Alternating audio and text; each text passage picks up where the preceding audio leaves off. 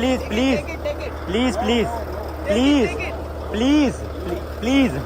पैसे लेने से ही मना कर दिया भाई, 1 रुपया नहीं लिया, 20 लीटर फ्री डीजल दे दिया। ये देखो अब गाड़ी में डालते हैं इसको और थोड़ा टेंशन फ्री ड्राइव करेंगे। दे दो खाने का कुछ दे दो। देख हमें लगा था डिक्की में आ जाएंगे भाई ये 5 बैग, सॉरी 5 नहीं 6 है। उन 6 में से 5 तो आ गए। देखो 1 2 3 और ये 4 एंड ये 5 एंड डिक्की भी बंद हो रही है, मैंने करके देख ली। बट ये बड़े वाला सूटकेस नहीं आ रहा जो हम दुबई से लाए थे, और ये आएगा भी नहीं क्योंकि बहुत ऊंची हाइट है एंड गाड़ी की छत पे अड़ रहा है ये। तो भाई शायद से हमें छोड़ के जाना पड़ेगा ये बैग, इसके जो भी कपड़े वपड़े होंगे वो दूसरे बैग में शिफ्ट करके, वरना तो पॉसिबल नहीं है ये। और यार इसका ये वाला सिगरेट लाइटर पोर्ट फिर खराब हो गया, पहले दिन ही मुंबई में ठीक भी करवाया था। अब हमें टायर में हवा भरनी है इन्फ्लेटर से, ये चल ही नहीं रहा। बताओ क्या करूँ, सुबह सुबह दिमाग खराब हो जाता है कुछ चीज़ों में, बट कोई नहीं है, रोड ट्रिप है भाई, ऐसी चीजें चलती रहेगी इसमें। तब तक जल्दी से ब्रेकफास्ट कर ले, डन। निकालना पड़ेगा, पीछे का व्यू ही कट गया सारा, खड़े होके ही आएंगे, चलाने में भी दिक्कत होगी। तो हमने जो दुबई से बैग लिया था ये वाला हम यहीं छोड़ के जा रहे हैं, और मैं अपना सबसे छोटे वाला यहीं छोड़ के जा रहा हूँ क्योंकि लगेज की दिक्कत हो रही है। और वैसे भी आधे ज्यादा बैग खाली खाली पड़े हैं, तो उनको खाली रखने से अच्छा पूरा भर के एक बैग फालतू का निकाल दो। चलो भाई अच्छे से सेट कर दिया, सारा सामान आ गया है। ये वाला सूटकेस निकालना ही पड़ा, जगह बन नहीं रही थी। सेकंड रो में हमारे पिट्ठू बैग आ जाएंगे, लैपटॉप वैपटॉप निकालना हो कुछ भी। ये फ्यूल वाला कसना है, डीजल भी होपफुली आज मिल जाए यार कहीं पे, वरना बहुत दिक्कत होगी। कल भी आपने देखा होगा हमने ट्रक ड्राइवर से लिया था एक डीजल, वो भी उसने सिर्फ 20 लीटर ही दिया,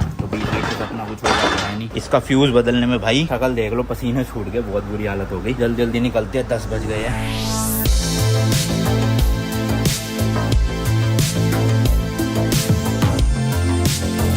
ये आ गया शिपिंग ऑफिस, बट भाई यहाँ पे जगह ही नहीं है गाड़ी खड़ी करने की, और ऐसे इधर उधर भी कहीं लगा नहीं सकते, इंडिया में तो लगा देते थे। अब शायद ये भाई निकालेंगे तो लगा देंगे इनकी जगह। यार ये आज टाइम वेस्ट ना करे हमारा, बस पता चले रिफंड देने के लिए भी 1-2 घंटे लगा दे, कंटेनर का पहले पूछे बताए। इतना टाइम हमारे पास है नहीं, हमें निकलना है भाई, फटाफट से अंधेरा हो जाए वरना रात को ज्यादा। गेट तो खुला हुआ, चलो अमाउंट भी छोटा नहीं है ना, $10-20 होते तो छोड़ भी देते, इतनी मेहनत ना करते। बट है भाई $370, लगभग 32-33 हजार रुपए, तो इतने में तो हम ईरान टर्की घूम लेंगे। बताओ, मतलब डीजल वीजल डल जाएगा हमारा पूरे टर्की तक का। जो सोचा था भाई वही हुआ, नहीं मिले रिफंड। कह रहे 3 से 4 दिन लगेंगे, अभी कंटेनर हमारे पास आएगा, हम चेक करेंगे कोई डैमेज तो नहीं हुआ, फिर 3-4 दिन बाद लेकर जाना। मैंने कहा पागल तो है नहीं हम कि बंदरवास ही खड़े रहेंगे 3 दिन। अब इनका ऑफिस वैसे तेहरान भी है, तेहरान से देखते हैं, वरना अगर ये ट्रांसफर कर देंगे हमारे अकाउंट में तो ज्यादा बेटर रहेगा, जो पॉसिबिलिटी लग नहीं रही। इसलिए हम टाइम वेस्ट नहीं कर रहे भाई, निकल रहे हैं शिराज के लिए। जगह मिली नहीं थी तो यहीं पे खड़ी कर गए थे, मैंने कहा थोड़ी देर ही लगनी है, तो 10 मिनट में हम आ भी गए भाई। वहाँ बैठ के टाइम वेस्ट ही होता फालतू का। टायर में हवा कम है, हवा भरवानी है, टायर इन्फ्लेटर नहीं चल रहा। पता नहीं पहले दिन ही दिक्कतें आ गई भाई साहब टायर इन्फ्लेटर में। अभी तो 100 दिन के लिए ड्राइव करना है, बहुत दिक्कतें आएंगी धीरे धीरे, बट कोई नहीं भाई, झेल लेंगे सब कुछ हम। हाँ, ये मस्त सपोर्ट है, कमर में दर्द नहीं होता है मेरे को, वैसी स्लिप डिस्क की प्रॉब्लम है, आपको पता है। मैं भाई इंडिया से बाहर 4 व्हीलर ना कोई पहली बार ही चला रहा हूँ, मतलब 2 व्हीलर तो मैंने चलाया 3-4 कंट्रीज में, और अपना नेपाल भी हम प्रॉपर राइड करके आए थे, बट गाड़ी कभी नहीं चलाई। ऊपर से ऐसी कंट्री जहाँ के रूल्स बिल्कुल ही ऑपोजिट है, मतलब वही हमारे इंडिया में लेफ्ट साइड में हम इधर की तरफ जाते हैं, ईरान में यहाँ पर हमें राइट साइड से इधर की तरफ जाना है। फिर यहाँ की गाड़ियाँ जो है वो लेफ्ट साइड में स्टीयरिंग व्हील होता है, हमारी गाड़ी में राइट साइड में स्टीयरिंग व्हील है, तो थोड़े बहुत रूल समझने में दिक्कत होती है स्टार्टिंग के कुछ 2-4 दिनों में। और एक जैसे एग्जांपल दूं तो हम इंडिया में ओवरटेक राइट साइड से करते हैं किसी भी व्हीकल को, रूल्स के अकॉर्डिंग हम लोग करते हैं, तो जैसे मर्जी है वो तो उन्हीं को पता है। बट ईरान में रूल के अकॉर्डिंग हमें ओवरटेक लेफ्ट साइड से करना है, और दिक्कत ये आएगी कि हमारा स्टीयरिंग व्हील राइट में है और करना लेफ्ट से है ओवरटेक, तो वो थोड़ा सा ना दिमाग को समझाने में 2-3 दिन लगेंगे अच्छे से। बट कोई नहीं, अभी हर रोज का 400-500 किलोमीटर चलानी है तो आदत पड़ जाएगी जल्दी से जल्दी। बाकी ये जो सिराज तक का रास्ता है ना भाई, हाईवे है प्रॉपर, बट रोड थोड़े ऐसे जैसे वो लद्दाख में आते हैं ना रोड, वो वाले उस टाइप के है कि थोड़े बहुत बम्प आ रहे हैं, प्लेन रोड नहीं है बिल्कुल स्मूथ। और राजस्थान वाला पूरा फील आ रहा था, लेफ्ट और राइट में ऐसे चट्टानें बनी हुई थी मिट्टी की, पत्थर की। आसपास का लैंडस्केप देख के ना फील नहीं आ रही ईरान में, पूरा इंडिया ही लग रहा है। जब हम जोधपुर जाते हैं ना, ऐसा ही पूरा रास्ता है, सेम टू सेम रेगिस्तान दिखता है लेफ्ट राइट में, और ऐसे चट्टानें सूखी सूखी सी।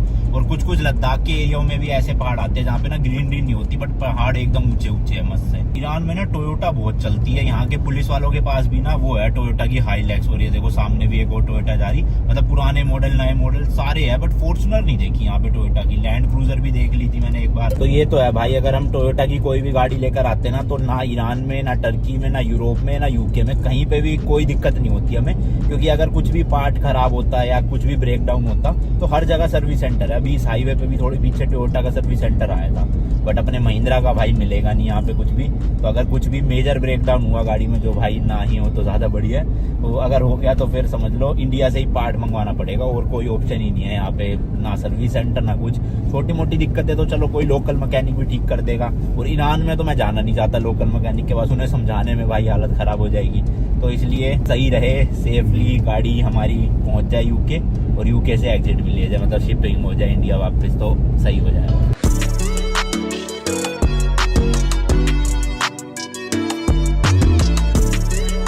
देखो रोड की मार्किंग ना वो पूरे वर्ल्ड में सेम ही चलती है। अब आपको ये बीच में येलो वाली, डार्क येलो में प्रॉपर कंटिन्यूस लाइन दिख रही होगी, इसका मतलब ये है कि हमें इस रोड पे कहीं पे भी ओवरटेक नहीं करना है। जब ये कंटिन्यूस लाइन खत्म हो जाएगी और ऐसे वो डॉट डॉट वाली लाइन शुरू हो जाएगी ना, व्हाइट कलर की या किसी भी कलर की, तब हम ओवरटेक कर सकते हैं उस वाले रोड पे। अभी इस वाले पे अलाउड नहीं है, क्योंकि ये सिंगल लेन है ना, तो सामने से भी ट्रैफिक आ रहा है इस चक्कर में। अभी देखना थोड़ी दूर जाके अगर आएगा तो मैं दिखाऊंगा वो वाला। ये देखो भाई, ये येलो वाले खत्म हो चुके हैं, व्हाइट वाले आ गए, तो मतलब इतने पार्ट में सिर्फ हम ओवरटेक कर सकते हैं अगर हम करना चाहते हैं तो। बट वही है भाई, उसमें भी दिक्कत है, क्योंकि स्टीयरिंग राइट साइड में हमारा, और गाड़ी हमें दिखेगी नहीं, मतलब जो भी ड्राइवर है, तो जो साथ वाला पैसेंजर है ना, उसको बताना पड़ेगा कि कोई गाड़ी तो नहीं आ रही सामने से, तब जाके ओवरटेक होगा। तो वैसे अवॉइड ही करेंगे हम ओवरटेक करना।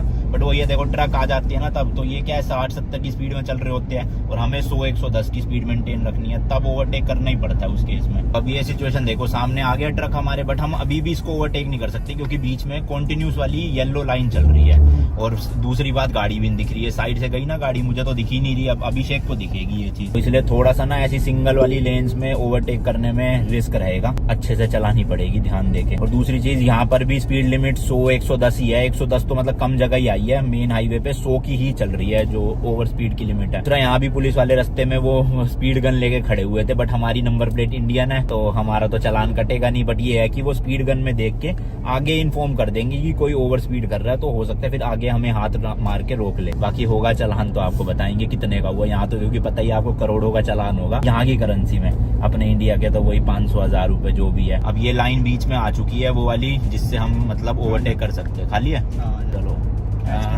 अब ये फिर येलो आ गई, ओवरटेक ही नहीं ले सकते, छोड़ो यार। तो भाई ईरान का पहला टोल टैक्स आ गया है। अब हमारे पास तो ना यहाँ का कार्ड है ना फास्ट टैग जैसा कुछ है, कैश ही चाहिए होगा शायद। चेकिंग है, नॉर्मल चेकिंग। भाई ये टोल टैक्स नहीं था, यहाँ का चेक पोस्ट था। पुलिस वाले खड़े थे, अच्छे थे, इंग्लिश तो आती नहीं थी उनको, बट कारनेट मांगा था उन्होंने। कारनेट हमने दिखा दिया, देखा भी नहीं। फिर उन्होंने थोड़ा सा चेक किया, सेकंड रो को, कह रहे जाओ। तो सही है, अभी तक तो एक्सपीरियंस अच्छा है। वही है ना, टूरिस्ट को देख के, ऊपर से बाहर की गाड़ी को देख के थोड़ा सा लोग एक्साइट हो जाते हैं, तो इतनी ज्यादा दिक्कत नहीं आती। अब शायद से ना हम पहाड़ों पे चढ़ना शुरू हो गए हैं, एकदम से चढ़ाई आ रही है फिर उतराई आ रही है, तो अब वही है पहाड़ी इलाका शुरू हो गया। बट ये फील आ नहीं रही पहाड़ी इलाकों वाली, मतलब पूरा रेगिस्तान सही लग रहा है, सूखे सूखे पहाड़।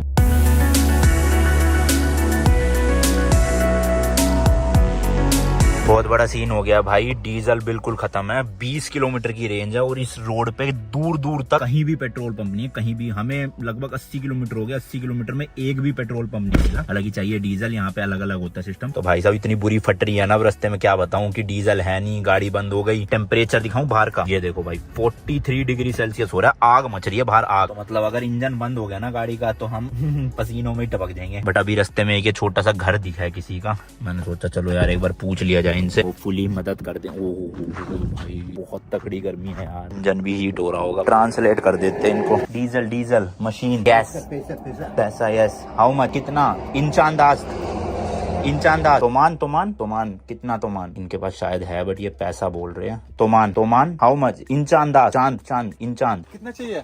20 लीटर 20 लीटर फुलना होते हैं पैसा आपके पास? यस तोमान कितना 1 लीटर कितना चंद है?